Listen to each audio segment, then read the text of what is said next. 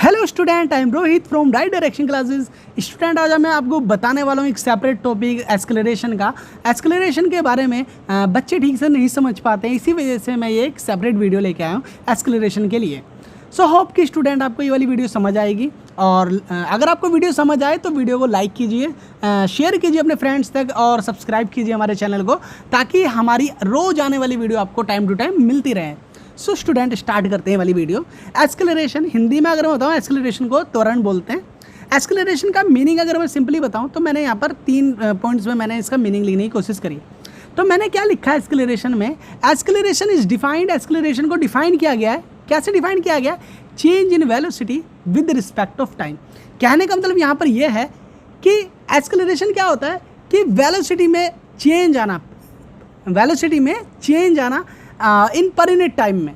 कहने का मतलब यहाँ पर दोबारा से बताऊँ कि एक्सेलरेशन क्या होता है कि जब वेलोसिटी में चेंज होता है, टाइम में चेंज आ जाने से वेलोसिटी में चेंज आए, या टाइम के रिस्पेक्ट में जब वेलोसिटी में चेंज आए, तो उस केस को हम बोलते हैं एक्सेलरेशन। एक्सेलरेशन की simple language change in velocity in per unit time, या change in velocity with respect of time, तो इसे एक्सेलरेशन बोलते हैं स्टूडेंट। एक्सेलरेशन जो होता है वो एक वेक्टर क्वांटिटी का होता है। मैंने आपको फिजिकल क्वांटिटी पढ़ाई थी, फिजिकल क्वांटिटी में स्केलर क्वांटिटी और वेक्टर क्वांटिटी पढ़ाई थी।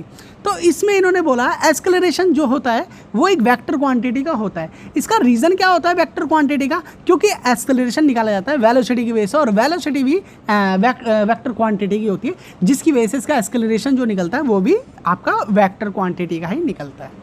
और स्टूडेंट, मैं आपको अगर बताने की कोशिश करूँ ये वाला, तो इसका अगर ऐसा यूनिट देखूँ, अगर मैं इसका ऐसा यूनिट बताऊं तो ये मीटर सेकंड स्क्वायर होता है। इसका क्या होता है? Metre second square. इसका रीज़न मैं बताऊंगा आपको मीटर सेकंड स्क्वायर ही क्यों होता है, मीटर सेकंड नहीं होता, मीटर सेकंड स्क्वायर क्यों होता है, तो इसका रीज़न मैं आपको आगे बता दूंगा एंड में वीडियो के, ठीक है।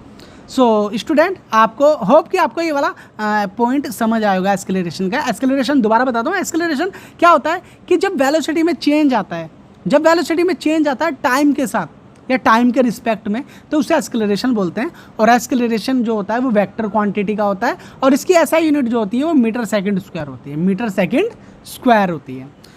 सिंपली इसका इस्तेमाल क्यों किया जाता है, एक्सेलरेशन हम क्यों पढ़ते हैं? एक्सेलरेशन में बताता है, एक्सेलरेशन क्या बताता है? In simple term it describe how quickly an object speed, और यानी कहने का मतलब ये बताता है कि कोई भी ऑब्जेक्ट कितनी जल्दी स्पीड को गेन करता है या कितनी जल्दी स्पीड को लूज़ करता है, इसके बारे में एक्सेलरेशन हमें बताता है। सिंपली एक्सेलरेशन का अगर मैं फॉर्मूला बताऊं, एक्सेलरेशन का फॉर्मूला ये मैंने लिखा हुआ है कि इस एक्सेलरेशन का फॉर्मूला होता है डेल्टा v अपॉन में डेल्टा t। रीज़न क्या? इस फॉर्मूले को अगर मैं और फर्दर वो करूँ तो इस फॉर्मूले को ये निकल के आएगा फॉर्मूला कि a इज इक्वल टू में v माइनस u अपॉन में t, अपॉन में t। कहने का मतलब यहाँ पर ये डेल्टा जो रिप्रेजेंट कर रहा है, डेल्टा रिप्रेजेंट कर रहा है वेलोसिटी के चेंज को। डेल्टा किसी भी आप कहीं भी पढ़ेंगे, मैथमेटिक्स में, इकोनॉमिक्स में, आप बहुत सारे सब्जेक्ट्स में ये डेल्टा का इस्तेमाल देखते हैं। तो डेल्टा बताते क्या है? डेल्टा वेलोसिटी या किसी भी चीज़ के चेंज को रिप्रेजेंट करता है। तो इसी वजह से मैंने यहाँ पर v का चेंज कैसे निकालूंगा? मैं v का चेंज निकालूंगा फाइनल वेलोसिटी में से इनिशियल वेलोसिटी माइनस कर दूंगा, फाइनल वेलोसिटी में से इनिशियल वेलोसिटी माइनस कर दूंगा।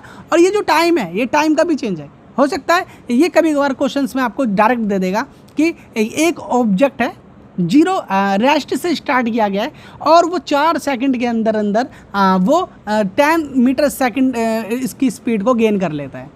तो यहाँ पर इंडिविजुअली यहाँ टाइम सेपरेट दे दिया कि 4 सेकंड के अंदर उसने स्पीड को गेन करा है।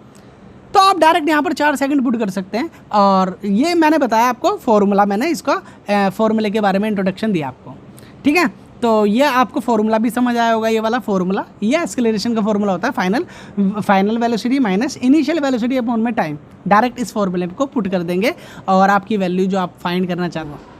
चलिए मैं आपको बताता हूँ एक्सेलरेशन के ग्राफ के बारे में। रियली एक्सेलरेशन के ग्राफ कितने प्रकार के होते हैं और इसे कैसे हम समझते हैं, इसके बारे में मैं आपको बताता हूँ।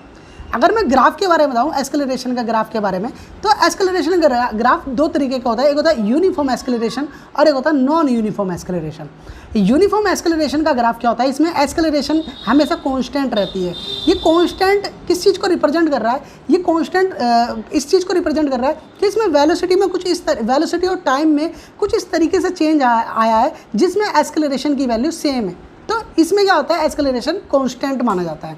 और यूनिफॉर्म और नॉन यूनिफॉर्म एक्सेलरेशन में क्या होता है, नॉन यूनिफॉर्म एक्सेलरेशन में बेसिकली देखा जाता है इसमें वेलोसिटी और टाइम का जो चेंज होता है वो नॉन यूनिफॉर्म होता है, जिसकी वजह से जो एक्सेलरेशन का ग्राफ होता है नॉन यूनिफॉर्म में वो इस तरीके से हो सकता है। ठीक है, समझ आए? अगर आपको वीडियो समझ आए तो वीडियो को लाइक कीजिए, शेयर कीजिए, सब्सक्राइब कीजिए हमारे चैनल को।